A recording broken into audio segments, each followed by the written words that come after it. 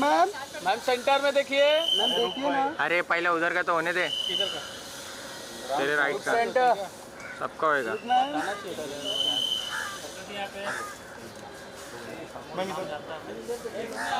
Ma'am मेरी तरफ। हाँ मैम लुक सेंटर सेंटर लोग हो गया उधर। लेकिन ये बांस मजा नहीं आ रहा है। मेरी तरफ। पास मैम लुक सेंटर में देखिए ma'am centre. Nice moment. Thank you.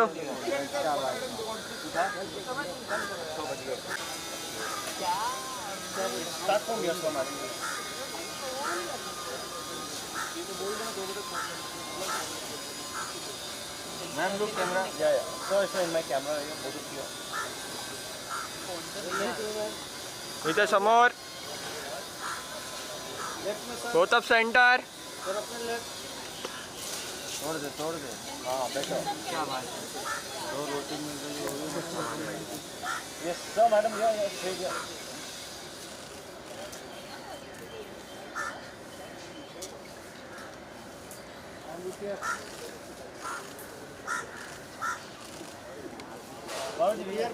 This is our main picture now.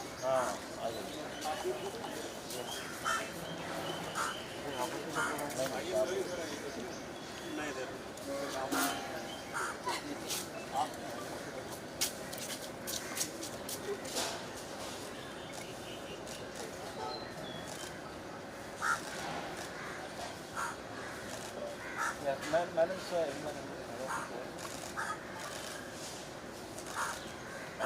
on 30th of August and the Diary of West Bengal. और इसी के साथ मैं मंच में बुलाना चाहूँगा वो इंसान जिन्होंने बहुत मेहनत की है। इनके जो रिसर्च करने के तरीके हैं वो सुनने के बाद, फिल्म मेकिंग के प्रोसेस को जानने के बाद you will have goosebumps. Please welcome the captain of the ship director Sanoj Mishra ji. जोरदार तालियों के साथ मंच पे आमंत्रित करना चाहूँगा हमारे डायरेक्टर साहब, captain of the ship Sanoj Mishra. Ladies and gentleman sir, बहुत बहुत स्वागत है आपका। प्लीज विराजमान हो जाएं। और इसी के साथ फिल्म की जान जो रहती है, फिल्म के हीरो और heroine, this handsome hunk ladies and gentleman is right here, जिनको आपने सभी गानों में देखा। And who is gonna be probably the next viral guy, Yajur Marwah. जोरदार तालियां for the hero of this film, my brother. Many many congratulations, finally the day is right here. Yajur Marwah ladies and gentleman. और इसी के साथ सबसे खूबसूरत मोहतरमा जो आप सबने यहाँ पे देखा है, शी इज ऑफ कोर्स, इन्होंने पिक्चर में गानों में 4 चांद लगा दिए हैं। जोरदार तालियों के साथ मंच पे बुलाना चाहूंगा आशीन मेहता को। क्या बात है, जोरदार तालियां इस खूबसूरत हीरोइन, इस एक्ट्रेस, इस अभिनेत्री के लिए। और माशाल्लाह जो किस किरदार में आप ढली हैं, आज पहचानना लोगों को मुश्किल हो रहा है कि है वही आशीन है। सो जोरदार तालियां प्लीज हमारी सभी कास्ट क्रू के लिए जिनकी वजह से हम लोग एकत्रित हुए हैं यहाँ पे। तो सबसे पहले जितेंद्र सर, मैं आपसे शुरुआत करना चाहूँगा। Finally this project is happening, it's releasing on 30th August 2024 and बहुत मेहनत, कड़ी मेहनत आपने इस प्रोजेक्ट के लिए की है। फिल्म मेकिंग में सनोज जी बताएंगे कितने बैक बिहाइंड द सीन मेहनत की है। मगर सर जब प्रोजेक्ट शुरू कैसे हुआ और आज जब ये प्रोजेक्ट जो है रिलीज की कगार पे है, तो आज कैसा महसूस कर रहे हैं आप? Please share everything about it. Thank you. मैं यहाँ पर मौजूद सारे मीडिया भाइयों को शुक्रगुजार हूँ उनका कि वो अपना एक कीमती वक्त निकाल कर हमारे बीच में आए। देखिए, the diary of West Bengal एक सच्ची घटना के ऊपर आधारित फिल्म है। 8 अक्टूबर 2001 में हमारे पड़ोसी मुल्क बांग्लादेश में सिराजगंज एक जगह है, वहाँ एक घटना घटी और वो दबा दी गई। लेकिन उसके बाद जब छोटे छोटे मीडियाज ने और छोटे लोकल न्यूज़पेपर्स ने उसको वायरल किया, तो वो दुनिया की एक दर्दनाक घटना थी। एक अनिल चंद्र का परिवार था सिराजगंज में और उस पर एकाएकी कुछ इस्लामिक कट्टरपंथी जिहादियों ने हमला किया काफिर कहकर, और उनकी एक 14 साल की बेटी थी जिसका पूर्णिमा नाम था। उस 14 साल की बेटी के साथ में सामूहिक बलात्कार किया गया, और वो ऐसा दर्दनाक बलात्कार था। अब सोचिए, एक मां के सामने 14 साल की बेटी के साथ में इस तरह की हैवानियत, और मां ने जो उस वक्त चिल्लाकर दर्द भरी आवाज उन दरिंदों को दी, वो पेपर की कटिंग बना और वही सबसे ज्यादा वायरल हुआ, जिसमें उसने कहा, अब्दुल अली एक एक करके करो वरना मर जाएगी मेरी बच्ची। ये बहुत दर्दनाक अल्फाज थे एक मां के लिए, अपनी बच्ची की जिंदगी को बचाने के लिए। और उस घटना ने बांग्लादेश सहित जहां जहां वो चीज वायरल हुई उसको झंझोड़ के रख दिया।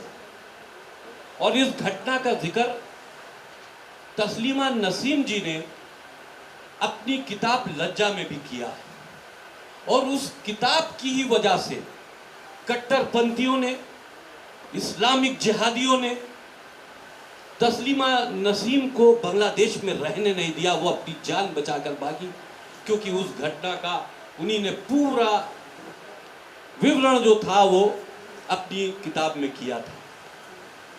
हमारी फिल्म की स्टोरी यहीं से शुरू होती है,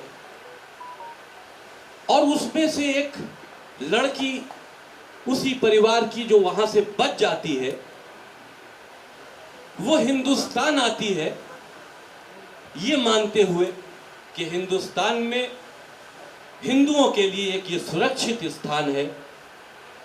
वो जाएगी और इस घटना के लिए यहाँ के देश के प्रधानमंत्री से मिलेगी और ह्यूमन राइट्स से मिलेगी और अपनी आवाज बुलंद करेगी। लेकिन बदकिस्मती के साथ में वो रोहिंग्यास जो वहां पर इनलीगल आते, देखिए एक रोहिंग्या एक बहुत बड़ी प्रॉब्लम है हमारे देश के लिए। और ये घुसपैठिए जो हमारे यहाँ आते हैं, ये पूरे देश में फैल जाते हैं, हमारे आपके बीच में फैल जाते हैं, और इनका मकसद सिर्फ जिहाद है, गजवाए हिंद है। ये अपने मकसद के तहत आते हैं। लेकिन खेद के साथ ये भी कहना जरूरी है कि पश्चिम बंगाल की हुकूमत जो उनके लिए भारत में घुसपैठ करने के रास्ते खोलती है, और खाली रास्ते न खोलते हुए उनके लिए हिंदुस्तानी फर्जी आईडीज भी बनवाती है, और आईडीज बनवाकर उनकी पहचान बनवाकर उनको देश में जगह जगह इस्टेब्लिश कर दिया जाता है। ये बहुत बड़ा फैक्टर है हमारी फिल्म का। देखिए, इससे पहले भी हमने राम की जन्मभूमि बनाई, उसमें हमने अयोध्या के इशू को उठाया। और ये the diary of West Bengal Rohingya कट्टरपंथियों की उस साजिश को बेनकाब करती है। उनकी घुसपैठ को हमने दिखाया है बगैर पश्चिम बंगाल की हुकूमत से डरे हुए, क्योंकि अगर रोहिंग्या की बात आएगी तो ममता बनर्जी की बात जरूर की जाएगी, क्योंकि मौजूदा हाल में इस वक्त ममता बनर्जी ही पश्चिम बंगाल की हुकूमत की सरबराह है।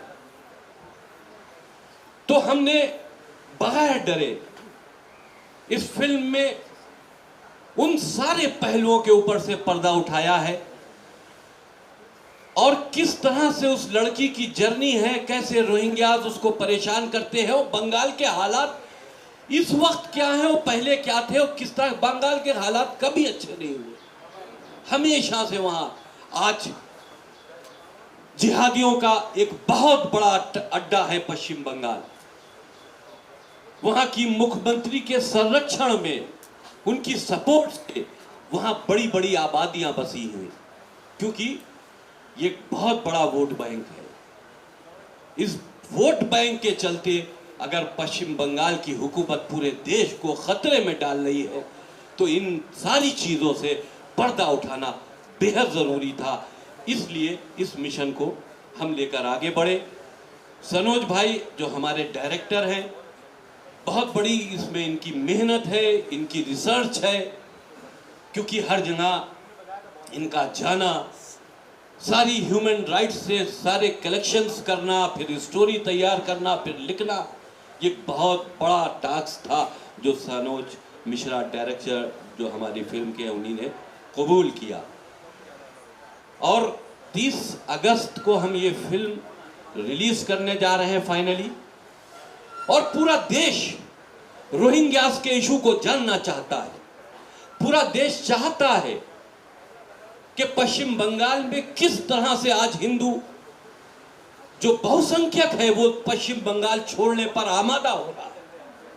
पूरा देश ये जानना चाहता है कि उनके साथ ऐसा जुल्म, जाति भेदभाव क्यों हो रहा है, क्यों पश्चिम बंगाल दूसरा कश्मीर बनने की कगार पर आ गया है। ये बहुत बड़ा सवाल है। और हमारी फिल्म को सेंसर भी मिल चुका है। हमारी फिल्म में जितने आर्टिस्ट ने कैरेक्टर निभाए हैं वो सारे कैरेक्टर अपने में अनमोल हैं। उन्हीं ने उस दर्द को समझा है और अपने कैरेक्टरों में उसको उभारने की कोशिश की है। मैं सिर्फ यही कहना चाहूंगा कि पूरा देश जानना चाहता है कि बंगाल की असलियत क्या है। पूरा देश जानना चाहता है ममता बनर्जी की फोटो की राजनीति क्या है, जिसमें पूरा देश खतरे में कभी ना कभी पड़ सकता है। रोहिंग्या जिहाद क्या है, लव जिहाद क्या है और इस्लामिक जिहाद क्या है, इस पर से हमने बखूबी पर्दा उठाया है। मैं फिर आप लोगों का एक शुक्रिया अदा करते हुए मैं अपने एंकर साहब से कहता हूं कि वो आगे की प्रोसीडिंग शुरू करें। शुक्रिया। पहली बात तो धन्यवाद जितेंद्र सर, जो कहानी आपने हमारे साथ साझा की है, मतलब सच में वो रूह दहलाने वाली कहानी है। और ये सुनने के बाद हम सब वेट नहीं कर पा रहे हैं 30 अगस्त की, जब ये फिल्म सच में बड़े पर्दे पे आएगी। I am sure we all are equally excited to see this story, this narrative on 70mm। इसी के साथ एक और कहानी जो है जिसको सुनने के बाद आपकी रूह काम जाएगी, बिकॉज क्या कुछ फेस किया है यहाँ पे हमारे सॉरी ये सब हमारे हवा का झोंका बीच में आ रहा है, मगर जो कुछ फेस किया यहाँ पे और जो स्ट्रगल्स रही हैं you know while filming the diary of West Bengal, ladies and gentleman, वो बताएंगे captain of the ship the director Sanoj Mishra ji sir. क्योंकि जो कहानी आपने हमें सुनाई है वो सुनने के बाद सच में किसी की भी रूह कांप जाए। बहुत बहुत धन्यवाद अभिनंदन जी, सभी का अभिनंदन है और आपको धन्यवाद सर। जैसा कि भाई साहब ने मुझे बताया, सबको बताया, मेरे बड़े भैया श्री वसीम रिजवी साहब, जिनके बारे में 2 ही शब्द कहना चाहूँगा कि मैं इनको यही मानता हूँ कि दुनिया में सबसे सच बोलने वाले इकलौते इंसान हैं, जिन्होंने तमाम मुश्किलों, तमाम दबावों के बावजूद भी सच बोलना बंद नहीं किया। वो सच जो हर आदमी जानता है लेकिन बोल नहीं सकता, दुनिया के इकलौते इंसान है। इसके बाद इनके बारे में कुछ नहीं कहूँगा क्योंकि ये इतनी बड़ी शख्सियत हैं अपने आप में। इन्होंने इतना त्याग किया है, इन्होंने इतना कुर्बानियाँ दी हैं इस देश के लिए और ख़ास तौर पे समाज के लिए। समाज किसी एक धर्म या विशेष जाति को लेकर नहीं कह सकते, समाज सबसे मिलकर बनता है और उस समाज की भलाई के लिए इन्होंने जो भी काम किया अभी तक, चाहे फिल्म के माध्यम से रहा हो, चाहे सोशल सर्विसेज के माध्यम से रहा हो, वैसा कोई दूसरा इंसान अभी तक धरती पे नहीं आया। आप ये कह सकते हैं कि इन्होंने सबसे पहले इंसानियत की बात रखी कि इंसान को धर्म के बजाय इंसानियत से पहचाना जाए और जो धर्म काट देने में, मार देने में, खून कर देने वाली बात करता है, उस धर्म के बारे में इन्होंने सबसे पहले सवालात उठाए। बहुत बहुत धन्यवाद आप सबका। हम फिल्म पर आते हैं। खैर, ये तो मैंने रिजवी साहब के बारे में चंद अल्फाज आपके सामने रखे। फिल्म की जो बातचीत रही उसमें हमारे लिए प्रेरणा भी भाई साहब ही थे। हमारी भाई साहब से बातचीत हुई और फिर एक, चूँकि मैं पिछले 30-32 सालों से इंडस्ट्री में आप सब लोगों के बीच काम कर रहा हूँ और कई सारी फिल्में बनाई, सस्पेंस थ्रिलर, एक बंगले के अंदर जा रहे हैं लोग, मर रहे हैं बारी बारी से करके, ऐसी कई सारी फिल्में मैंने की। उसके बाद इन सब चीज़ों से मेरा दिमाग उलझ गया। मुझे लगा ये तो भीड़ चाल है, इस भीड़ चाल से अलग निकल कर कुछ काम करना चाहिए मुझे, कुछ देश के लिए, समाज के लिए। पैसा वही लगता है, संसाधन वही लगते हैं, चीज़ें वही लगती हैं, लेकिन रिजल्ट वही भीड़ में खड़े हो जाने वाली होती हैं। जहाँ पर हर साल 12,000 फिल्में बनती हैं, उसमें एक आपकी भी रहती है। इस मकसद को लेकर, और दूसरी बात है कि कुछ सिनेमा के माध्यम से ही सही मैं समाज के लिए और देश के लिए अगर कुछ कर पाऊँ तो मेरे लिए सौभाग्य होगा। तो मैं गया हुआ था, सिलीगुड़ी फिल्म फेस्टिवल था, उसमें मुझे जज बतौर बुलाया गया था और वहाँ से फिर मुझे लोग घुमाने के लिए बॉर्डर साइड लेके गए और वहाँ के थोड़ा सिस्टम को मैंने समझा, कैसे लोग कहाँ से आना जाना होता है लोगों का। तो काफ़ी ऐसी जानकारियाँ मुझे वहाँ हासिल हुई जो मैं सिर्फ मीडिया में रहकर या मुंबई में रहकर नहीं जान सकता था। और मैंने अपना आने का प्रोग्राम वहाँ कैंसिल कर दिया और मैं सिलीगुड़ी में रुक गया कई दिनों तक। काफ़ी चीज़ें मैंने वहाँ समझी, जो कि बॉर्डर वहाँ से कुछ 60-70 किलोमीटर की दूर था। किस तरह से घुसपैठिए आते हैं और बॉर्डर एरिया में कितनी ज़्यादा उनकी पॉपुलेशन हो गई है, उनको सरकार किस तरह से बसाती है वहाँ पर, क्या उनको सुविधाएं दी जाती है, किस लिए रखा जाता है। आने से सबसे पहले उनको वोटर आईडी हाथ में थमाई जाती है ताकि वो सबसे पहले वोट दें, और किसको वोट दें आप सबको पता है। तो ये जो सिस्टम चला है, एक जब मैं कह रहा हूँ देश का बंटवारा हो गया, अलग अलग हिसाब से लोगों ने अपने अपने हिस्से बांट लिए, तो हमारी देश की जो जनता है उसका संसाधन हमारे देश के लोगों के लिए होना चाहिए। यहाँ पर घुसपैठियों की, जो घुसपैठिए बाहर से आते हैं, जो क्रिमिनल हैं, जो बर्मा में लोगों को मारकर, सैनिकों को मारकर भाग रहे लोग वहाँ से, वो हमारे यहाँ शरण लेते हैं और सरकार उनको प्रश्रय देती है, सुविधाएं देती है। और उस बीच में जो एक आम इंसान है, आम नागरिक कैसे पिसता है, वो हमारी फिल्म की कहानी है। इस फिल्म के जरिए ज्वलंत मुद्दों को उठाने की कोशिश की गई है और मुझे लगता है जब आप फिल्म देखेंगे तो आप ये नहीं कह सकते कि प्रोपोगंडा फिल्म है। जैसे लोग बोलते हैं प्रोपेगेंडा पिक्चर एक और आ रही है, तो प्रोपोगंडा फिल्म नहीं है। और अगर ये प्रोपोगंडा फिल्म है तो मैं ये कहूँगा कि ऐसी फिल्में ही हमेशा बननी चाहिए। अगर सच बोलने को प्रोपोगंडा कहा जाएगा तो ये प्रोपोगंडा चलता रहना चाहिए और ये प्रोपोगंडा हमारे लिए गौरव की बात होनी चाहिए, क्योंकि सच बोलने की बात जहाँ पर आती है वहाँ पर बहुत सारे लोग अपने घरों में ऐशो आराम के लिए निकल जाते हैं, सड़कों पर कोई नहीं उतरता। तो ये एक फिल्म नहीं, एक आंदोलन है पूरे देश के लिए, बंगाल के लिए, जो हमारी टीम ने, सब ने मेहनत करके इसको आज रिलीज़ तक लेकर आए हैं। जब मैंने फिल्म शुरू की थी उस वक्त हमने सोचा भी नहीं था कि एक दिन फिल्म रिलीज़ भी होगी, क्योंकि इतनी सारी मुश्किलें थी, इतने सारे प्रॉब्लम्स थे। अगर ये फिल्म कल को सफल रहेगी तो मैं ज़रूर आपसे वो बातें शेयर करना चाहूँगा। फिलहाल अभी इतना ही कहूँगा कि आप सब लोग, मीडिया बंधुओं से अनुरोध है कि फिल्म तो हमने बना दी है और फिल्म रिलीज़ होने की कगार पर आ गई है। 30 तारीख को रिलीज़ हो रही है फिल्म। अब ये फिल्म जनता जनार्दन तक कैसे पहुँचती है वो आपकी जिम्मेदारी है। मैंने अपना काम, हमारी टीम ने अपना काम बड़ी ईमानदारी और बड़ी बेबाकी से किया है। इसके अलावा मेरे पास और अब शब्द नहीं है, क्योंकि ये बहुत भावुक पल है। धन्यवाद भाई, सब कुछ बोलना।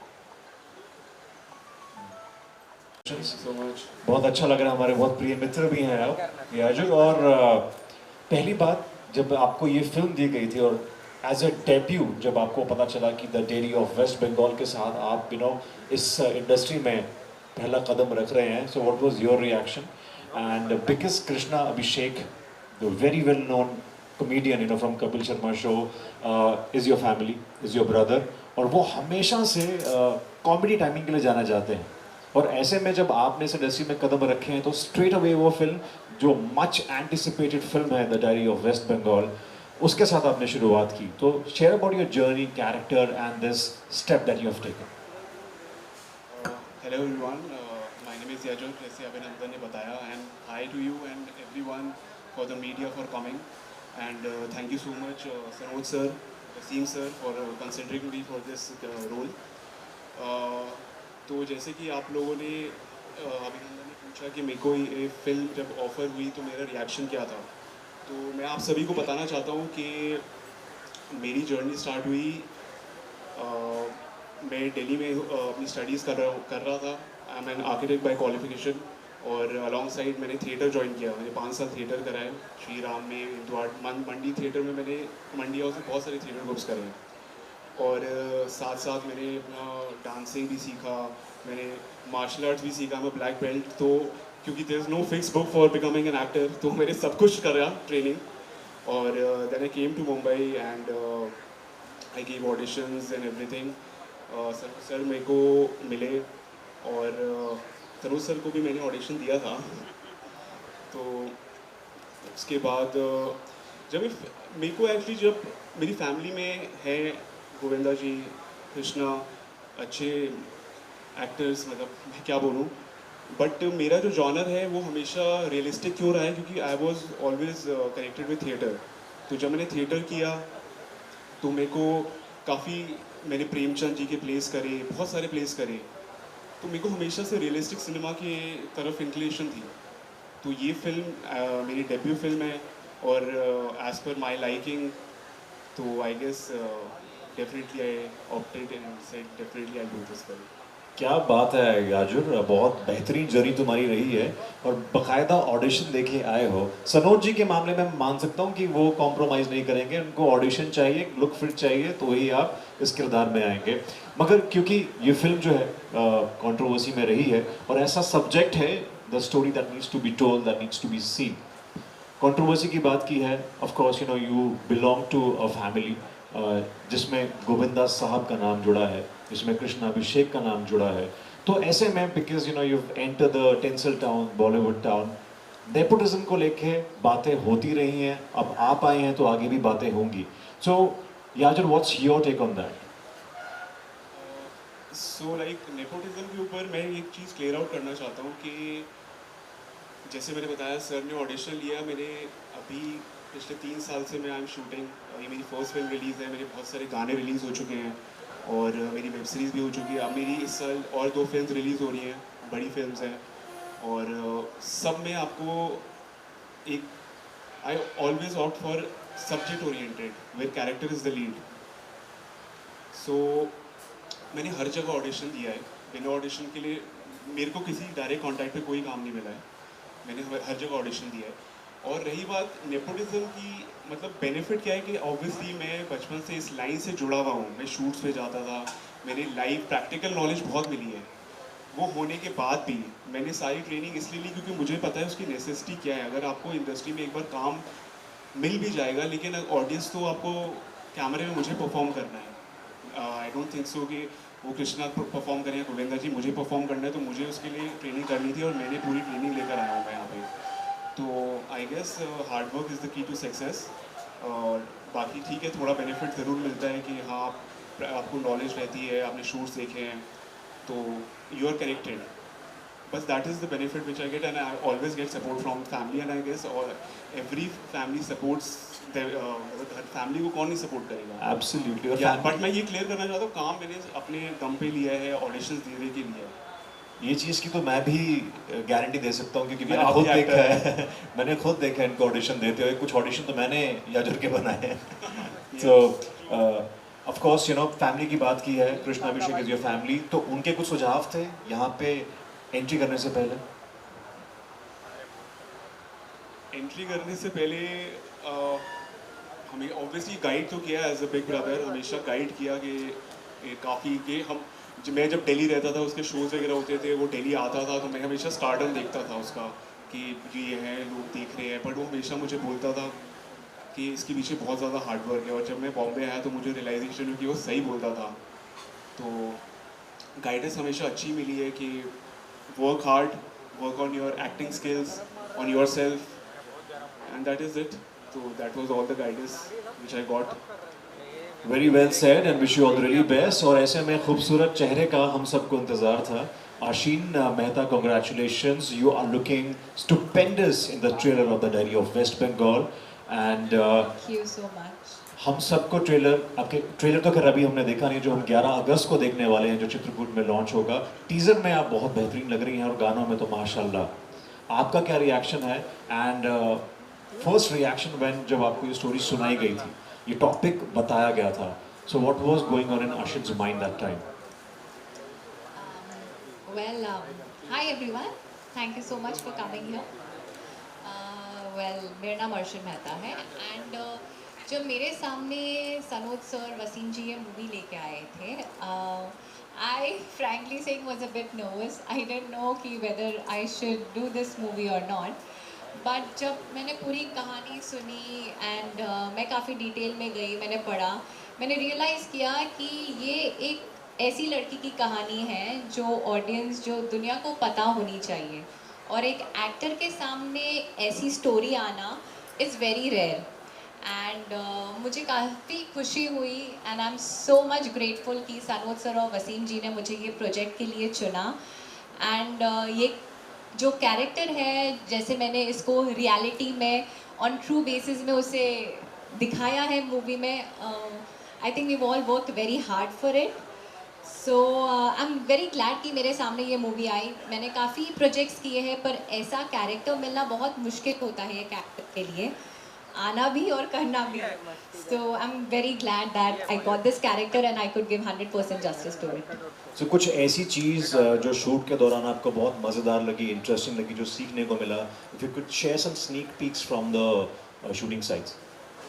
Yes, there was a lot of knowledge on Hindu and other things which I gained throughout the story, and other things like जो actual में लोगों के साथ क्या हो रहा है. मैंने काफ़ी YouTube वीडियोस काफ़ी पढ़ा एंड आई डिडंट नो कि एक्चुअल में रियलिटी में बंगाल में क्या हो रहा है, बांग्लादेश में क्या हो रहा है, because we are so conserved in our city only, हमारे मुंबई में, हमारे होम टाउन में.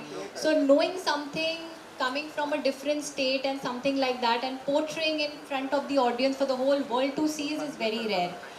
तो मुझे काफ़ी नॉलेज मिली. जो भी हमारे मूवी में जो भी मैंने दिखाया है, पोर्ट्रे किया है एक हिंदू ब्राह्मण लड़की को, वो सब मैंने काफ़ी सीखा. वाह, वेरी इंटरेस्टिंग. और हम जल्दी देखना चाहेंगे इस फिल्म को 30 अगस्त को. और उसके साथ साथ देखिए, सनोज सर की फिल्म हो, वसीम रिजवी जी की फिल्म हो, तो सिर्फ हीरो हीरोइन नहीं, हर एक किरदार को उतना ही महत्व दिया जाता है जितना कि हीरो, जैसे कि बहुत ज़रूरी होता है हर एक फिल्म में. तो इसी के साथ सनोज सर, मैं चाहूँगा कि जो बाकी के हमारे फिल्म के पिलर्स हैं, जो बाकी की स्टार कास्ट है, कास्ट क्रू है, जो फिल्म को और भी स्ट्रॉन्ग बनाते हैं, आप प्लीज़ उनको मंच पे बुलाएं. जी जी, बहुत बहुत धन्यवाद. सबसे पहले मैं इस फिल्म की वन ऑफ मेन के बाद सेकंड लीड जो हमारी एक्ट्रेस हैं अल्फिया शेख, उनको बुलाना चाहूँगा, जिन्होंने, मतलब मैं इनको लेके बहुत डाउट करता था, पता नहीं अच्छा काम कर पाएगी नहीं, लेकिन जब लोगों ने इनकी काम की तारीफ़ की तो मुझे भी अच्छा लगा और मेरे को फ़ोन करके बताया कि तुम्हारे बारे में कॉम्प्लीमेंट आ रहे हैं. तो अल्फिया शेख जी हैं. जोरदार तालियां मैं चाहूँगा सभी आर्टिस्ट के लिए दीजिए. और हमारे बीच में गौरी शंकर जी हैं, जो रोहिंग्याओं के सरदार हैं इस फिल्म के. प्लीज़ आइए. साथ ही देव फौजदार जी हैं, जिन्होंने भी एक एज ए हीरो इस फिल्म में, समझ ली, एक बहुत ही, मतलब ये बंगाल को एक तरह से रिप्रेजेंट करते हैं. देव फौजदार जी, क्या बात है, जोरदार तालियां मैं चाहूँगा सभी के जो हमारे. और हमारे बीच में दीपक कंबोज जी हैं. अभिषेक मिश्रा जी, रोहिंग्या सरदार नंबर 2. आइए. गुरु जी मेरे रामेन चक्रवर्ती जी. श्री दीपक सूठा जी, उन्होंने इस फिल्म में एक राष्ट्रवादी नेता का किरदार अदा किया है. कृपया मंच पे आने का कष्ट करें. और ये फिल्म है ऐसी, the diary of West Bengal, जिसमें जर्नलिस्ट की बात ना हो तो हो ही नहीं सकता है. बगैर जर्नलिस्ट की फिल्म ही नहीं पूरी हो सकती है. तो जर्नलिस्ट का किरदार निभाने वाले आशीष राजपूत जी, वो भी मंच पर आ जाएं. ये हमारी कोर टीम है, जिन्होंने दिन रात हमारे लिए मेहनत की है और इस फिल्म को एक मिशन समझकर काम किया है इन्होंने, न कि फिल्म. अभिनंदन जी, आप कुछ पूछना चाहेंगे सब में से? सर, इतने दिग्गज कलाकार यहाँ पे मौजूद हैं और इतने सारे एक्टर्स हैं, सवाल तो हम श्योर बहुत सारे होंगे जी, मगर उससे पहले मैं चाहूँगा वसीम रिजवी जी, आप इससे पहले हमारे मीडिया को सवाल करें, आप कुछ कहना चाहेंगे about this film that's releasing on 30th अगस्त. अभी आप लोगों के बीच में एक बहुत बड़ा मुद्दा चला था, शाहजहां शेख. सब ने देखा और कई दिन आपकी मीडिया पर वो हावी रहा. हमारी फिल्म में शाहजहां शेख जैसा ही एक कैरेक्टर है. हम लोगों ने जब सनोज जी रिसर्च करके आए थे तो उसमें शाहजहां शेख का किरदार भी हम पर वाज़ेह हो चुका था, हम समझ चुके थे। तो उस फिल्म की भूमिका जो निभाई है वो हमारे दीपक कंबोज जी ने निभाई है एज क्या बात है, शाहजहां शेख। मतलब शाहजहां शेख उस पे नाम नहीं है, महमूद साहब इनका नाम है, लेकिन ये एक एमपी का किरदार उसमें इन्हीं ने निभाया है। मैं स्पेशली ये बात कहना चाहता था क्योंकि ये मीडिया में बहुत दिन उछलता रहा शाहजहां शेख का किरदार, और जब तक आप लोगों ने उनको पकड़वा नहीं दिया तब तक आप लोग चलाते ही रहे। बहुत खूब सर। और जैसा कि सर ने कहा है कि मीडिया का बहुत इम्पोर्टेंट रोल होता है, बिकॉज हमारा एक स्तंभ है। तो इसी के साथ मीडिया से हमारे जो सवाल जवाब हैं वो चलेंगे। So if any questions we are open to Q&A। Sir एक बार पहले थोड़ा क्लोज आ जाएंगे। हेलो रिजवी साहब, मेरा सवाल आपसे है, इस तरह के सेंसिटिव मुद्दों पर जब फिल्में बनती है, फिल्में बनाते हैं, फिल्मों का बहुत इम्पैक्ट होता है आम समाज पर, आम लोगों पर। इस तरह की जब फिल्में बनती है, मान लो कि बहुत हिट हो जाए, तो कहीं ना कहीं एक डर लगा होता है कि जो समाज में कहीं दंगे न फैल जाए, कोई इसका गलत इम्पैक्ट ना हो, मैसेज भी ठीक से जाए और जो मोटिव है, जो इंटेंशन है वो भी पूरा हो। इस बात की आपने कितना ध्यान रखा है? देखिए, हमारी फिल्म आने से पहले ऐसा नहीं है कि दंगे नहीं होते हों। दंगे फसाद तो जब कट्टरता या किसी तरह का कोई क्लैश होगा तो दंगे फसाद होते हैं, लेकिन हमने फिल्म में बैलेंस रखा है। फिल्म में हमने असलियत भी दिखाई है और कम्युनिटी को बैलेंस भी रखा है, लेकिन बोल्डली दिखाना। देखिए, ये फिल्म नेशनल इश्यूज़ हैं, हमारी भारत की सुरक्षा को दृष्टि में रखते हुए इस तरह से बनाई गई है कि हम अपने इश्यूज़ को देखिए। ये भी ज़रूरी है कि ऐसे इश्यूज़ जहाँ पर बहुत कुछ हो रहा और पब्लिक के सामने नहीं आ रहा, उनको भी एक्सपोज करना भी बहुत ज़रूरी है। और फिल्मी प्लेटफॉर्म एक ऐसा प्लेटफॉर्म है जहाँ से हम अपनी बात ईज़िली लोगों तक पहुँचा सकते हैं, लेकिन हाँ, उसको पहुँचाने का तरीक़ा ऐसा होना चाहिए कि किसी तरह का कोई फसाद ना हो, किसी तरह के कोई दंगे ना हो, या किसी रिलीजन को हिट ना करता हो, उनकी धार्मिक आस्थाओं को हिट ना करता हो। इन सारी चीज़ों का ख्याल रखते हुए हमने किया है। लेकिन अगर ये कहा जाए कि हम गजवाए हिंद पर पर्दा डाल देंगे, अगर ये कहा जाए कि हम जिहाद के ऊपर पर्दा डाल देंगे, ये कहा जाए कि हम इस्लामिक कट्टरता के ऊपर पर्दा डाल देंगे, तो हम समझते हैं कि इस पर पर्दा नहीं डालना चाहिए, इसको एक्सपोज करना चाहिए ताकि लोग बातों को समझें। और जो इस तरह की नफ़रत फैलाने की गतिविधियां भी इस देश में चलती हैं, वो भी इस बात को समझें कि वो एक्सपोज हो रही हैं, वो भी समझें, ताकि वो भी अपनी एक्टिविटीज़ को उनकी जब एक्सपोज होगा तो उनमें कमज़ोरी पैदा होगी, और जब कमज़ोरी पैदा होगी तो हमारा देश सुरक्षित होगा और ये सारी चीज़ें हमारे देश से ख़त्म हो जाएं। जाति धर्म की जो भेदभाव है ये ख़त्म हो जाए। देश में सब एक साथ और सुकून के साथ रहना चाहते हैं, लेकिन फैलती हुई नफ़रतों को एक्सपोज करना भी ज़रूरी है। हर इंसान का एक अपना नज़रिया होता है, आपका एक अपना नज़रिया है। आपको कभी ये डर नहीं सताता कि मैं इतने लोगों के विरोध जाता हूँ, शायद ये फिल्म रिलीज़ के बाद किसी एक तबके की भावनाओं को आहत भी पहुँचे, किसी तरह के फतवे भी निकले, उस चीज़ के लिए आप किस तरह से तैयार हैं? देखिए, आपकी इन्फॉर्मेशन के लिए बता दूं कि मैंने जो चीज़ भी देश के हित में अपनी बात को उठाया है, तो कट्टरपंथी जो हमारी बातों से हमसे नाराज़ होते हैं, तो उन्हीं ने मेरे सर काटने के फतवे पहले ही से दे चुके हैं। ये कहाँ तक जायज़ है कि अगर आदमी अपनी बात रखे तो उसका सर काटने का फतवा दे दिया जाए। 5 करोड़ रुपए तक का इनाम मेरे सर के ऊपर रखा गया है, मेरी ज़बान काटने पर इनाम रखा गया है। ये सारे इनामात मेडल की तरह से हम पर पहले ही चिपकाए जा चुके हैं। हमारी गलती सिर्फ इतनी है कि मैंने सच बोलने की कोशिश की। उन नफ़रतों की वो नफ़रतें जो इस देश को कहीं ना कहीं नुकसान, आम मुसलमान इसमें इन्वॉल्व नहीं है। होता ये है कि करता एक है, कहा सबको जाता है।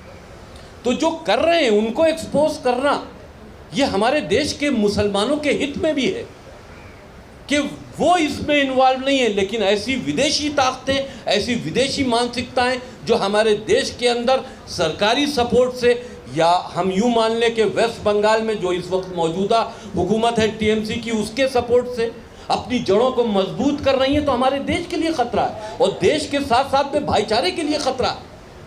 तो इस चीज़ को अगर इसके लिए हमको और भी कोई खमियाजा भुगतना पड़े, मेरी जान भी चली जाए, तो मैं इस संघर्ष में, मेरा संघर्ष जारी है, मैं उससे पीछे नहीं हटूंगा। मेरा प्रश्न सरोज जी से है। सर पहली बात तो आपका बहुत शुक्रिया कि आपने ऐसी पिक्चर बनाई और ये एक रियली आई ओपनिंग है हम सब हिंदुस्तानियों के लिए।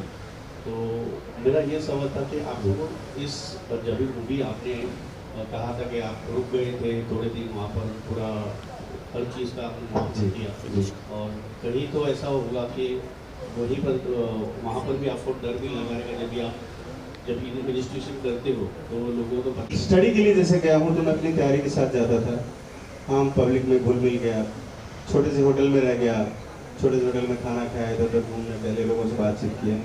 वो चूँकि अकेला रहता था इसलिए मैं अपने आप को सुरक्षित कर लेता था। असल चैलेंज मेरे लिए तब हुआ जब मैं शूटिंग करने के लिए पूरी यूनिट लेकर बंगाल पहुँचा। वो ज़्यादा चैलेंजिंग था क्योंकि वेस्ट बंगाल पहले से ही FIR दर्ज कर चुकी थी हम लोगों के ऊपर और फिल्म बगैर बंगाल के पूरी नहीं हो सकती थी।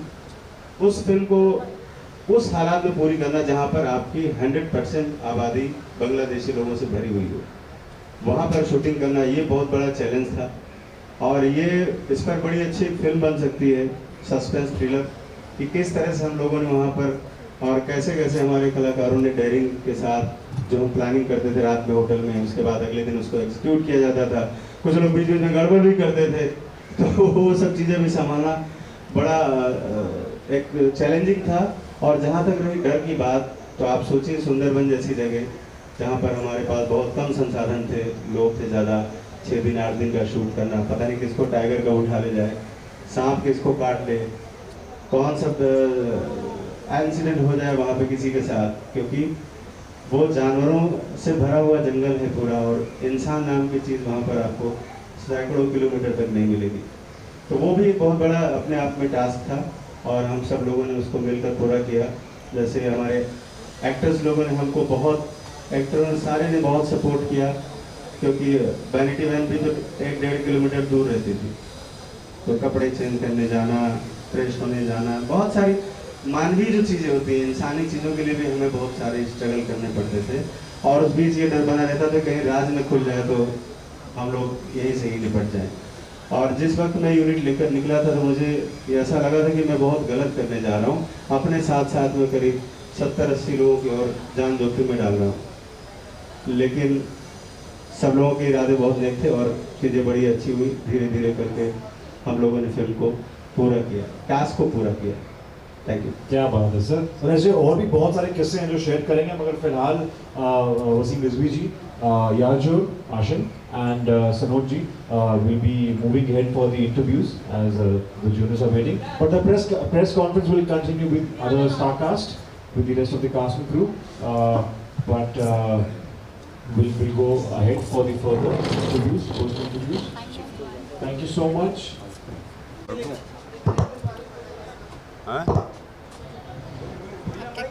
किसी ने कुछ कहा अभी क्या? कैरेक्टर के बारे में। I'm telling you everything. मेरा नाम गौरी शंकर है। मैं इस फिल्म में गाजी खान का कैरेक्टर कर रहा हूँ, जो रोहिंग्यास का चीफ है।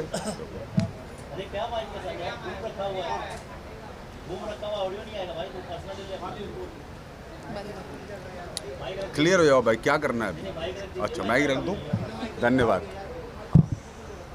तो पकड़ ले यार इसको। हाँ, वापस शुरू करते हैं। मेरा नाम गौरी शंकर है। मैं इसमें गाजी खान का करेक्टर कर रहा हूँ, जो कि रोहिंग्यास का चीफ है एंड जो सारी कारस्तानीज़ होती हैं उसका जिम्मेदार है। तो बाकी चीज़ें तो आप फिल्म में देखेंगे, ट्रेलर में आपने देखा होगा, कुछ ट्रेलर में ग्लिम्सेस आए होंगे। फिल्म के मिलने का जहाँ तक सवाल है, तो सनोज मिश्रा जो डायरेक्टर हैं वो मुझे कई सालों से जानते थे और हम लोग कोशिश कर रहे थे कि एक साथ काम करें। फिर इसमें ये चीज़ बनी और हमने साथ में काम किया। ही फाइंड आउट मी, उन्होंने ढूंढा मुझे और मुझे बुला के रोल दिया। तो this is about my character, about the film. और फिल्म के साथ जो भी घटनाएं सारी उन्होंने ऑलरेडी बता दी, तो हमारे लिए कुछ बचा नहीं बताने के लिए। हाँ, ऑलरेडी इतना बड़ा स्टेटमेंट हो चुके। तो अगर कुछ और क्वेश्चन आप पूछना चाहें तो हम जवाब देंगे आपको। अल्फिया। मेरा नाम अल्फिया शेख है, मैं बॉम्बे से ही हूँ और इस फिल्म में मेरा कैरेक्टर नेम है रोज़ा। मैं एक रोज़ा का कैरेक्टर प्ले कर रही हूँ और ये कैरेक्टर बहुत ही अमेजिंग है। मतलब अमेजिंग इन द सेंस कि ये जो रोज़ा का कैरेक्टर है, जो लड़की है, she is a Muslim character. और एक होता है किसी को अट्रैक्ट करना खुद की तरफ कि आई एम मुस्लिम गर्ल, तुम भी कन्वर्ट हो जाओ, ऐसा। तो इस फिल्म में बेसिकली ऐसा मोटो दिया हुआ है कि मुझे ऐसा लोगों को अट्रैक्ट करना है खुद की तरफ कि तुम कन्वर्ट हो जाओ, तुम ऐसे हो, तुम्हारी चीज़ें ऐसी हैं।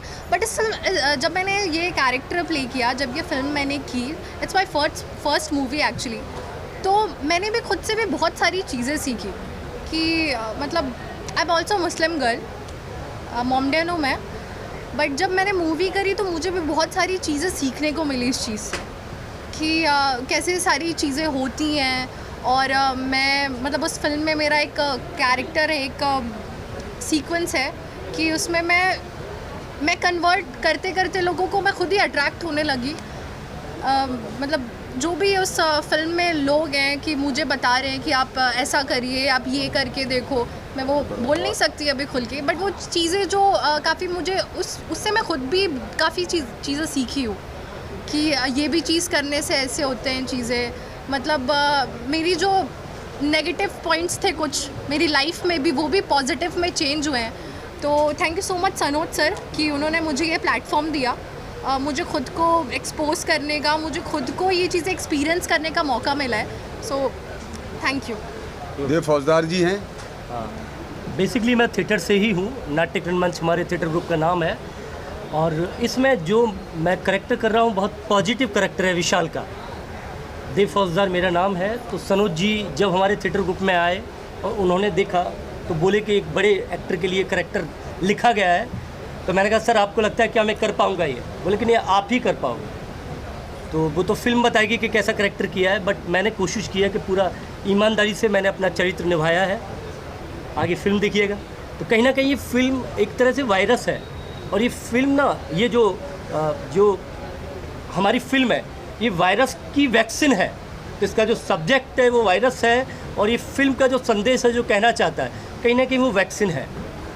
तो मे बी हम हमारी वैक्सीन में कामयाब होंगे। ये फिल्म कुछ लोगों के लिए बहुत सपोर्ट करेगी और रोहिंग्या की जो प्रॉब्लम है, एक जो बड़ा वायरस है, मे बी पूरी तरह से तो नहीं मिटा पाएंगे अभी शुरुआत, लेकिन दीपक तो जलाया जा सकता है। तो दीपक the diary of West Bengal ने जला दिया है। इधर दीपक जी हैं खुद। नमस्कार जी, मेरा नाम दीपक। इधर आ जाओ, इधर जाओ आप लोग। नहीं इधर आ जाओ, आ जाओ, आ जाओ।